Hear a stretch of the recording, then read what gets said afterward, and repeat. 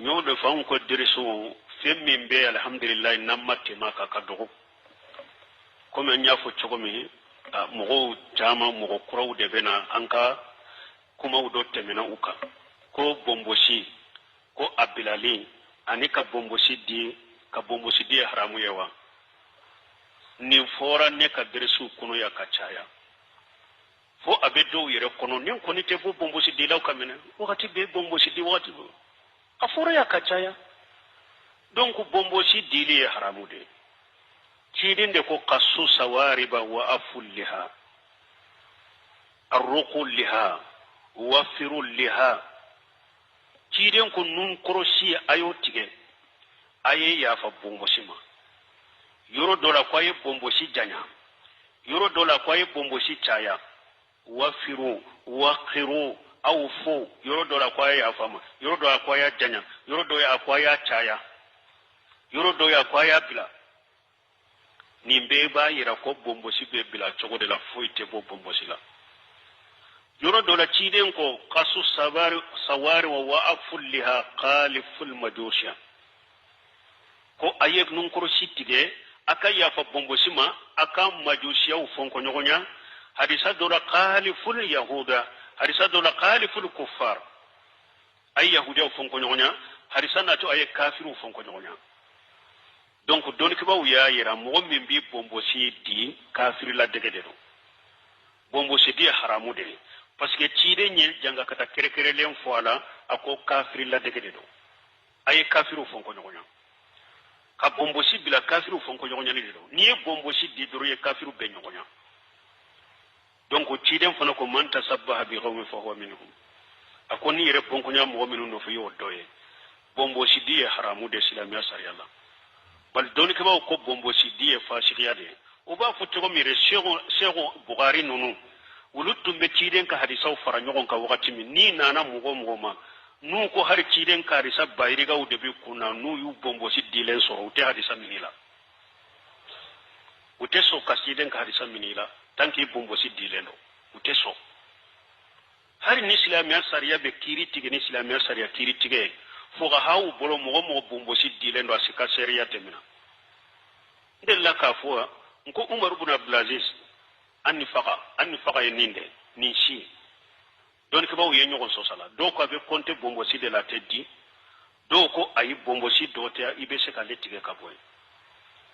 umar ibn abdulaziz do nana kiri tiga fe kiri tiga yoro la yeche de ke sere tuma ma be kirite ko jonye ika sere ako karasa fule umar ibn aziz ya laje akanni yoroni ayatike ka dotige ka doni tige ka bo bombosila ama dide na yeddo tige ka bo ka bombosi umar ibn aziz ya la ki togo ako ne togo karasa de ako ayi togo yedde ko bombosi dila nete ka sere ya mina oma dide ka do tige ka bola ka nintiga ko bomboshi delare ko ata ka sharia mi umar ibn aziz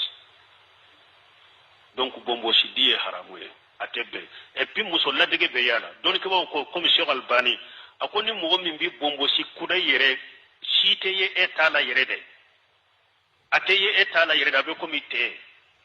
ako mo bo chogo da ye musolla dege lawdela ako chiden fana ko hadisa sahalen kono ako lana allah لعن الله المتسبحين من الرجال بالنساء ako ciden ko ala ye cewu danga cewu munum be muso wujubon ko nyonya kula dege bombo site muso de la kudai ce min kera te ye ela de bada be dide ako ye muso la dege la ye et puis ye kafiri la dege la ye ciden ko kafiru ka fonko nyonya de nema itabila ye kafiru la dege ye muso la dege ye kafiru la dege donc bombo siye junubu de haramu de do fashiya de do tebe islamia sariyala minye ambena na suratu taha law mamul lamini sinkati suratu taha ni haruna ko musa ya guna umilla ta'khudhu bi rasi wala billihiyati wala birasi akum bani makede kanim minanim bombo siye kanim minanim kunsige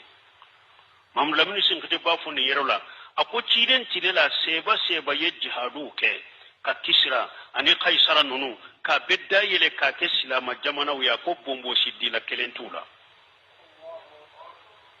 bombo sidila kelen tola munu nye kafiri jamana baw dayele ku ke silama jamana uye ku du silama ma ko bombo sidila kelen tola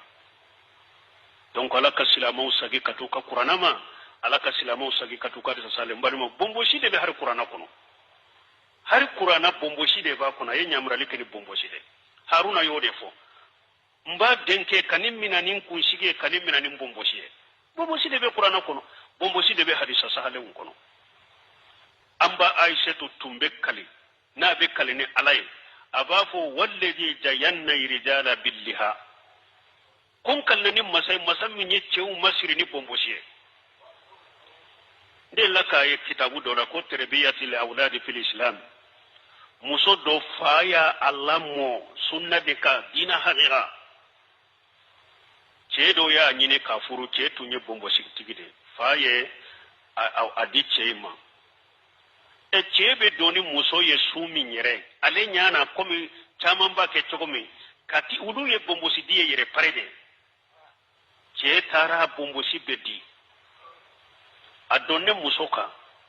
muso nya bolo sama ko aba bombosi mina ya soro bombosi dile no muso bolite bora sokono akon ne fa yendi cede ma ne fa mandi muso ma ko ne ai ko ale fa ya di cede ma ko mi ni bombosi te ce ma make muso sawa ko ne fa yendi cede ma me ne fa mandi muso ma de muso en bora sokono ko ale tedo ce intara bombosi de ko ale bo kayre parede o kera ma balawiye me dina tigi de ninye tarbiyatul awdal fil islam kitabu do da bokono muso bora ka to sokono ko ne fa yindi cede ma ne fa mindi muso ma donc ala ka hakni ma damaya ala kante sariya matrafa bani sunna matrafa bay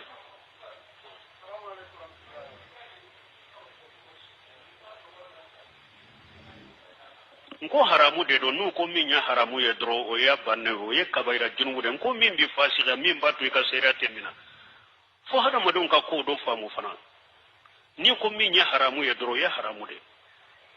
fembe teme haramu kawa subhanakallahumma rabbana bihamdika ashhadu an la ilaha illa anta astaghfiruka wa atubu ilaik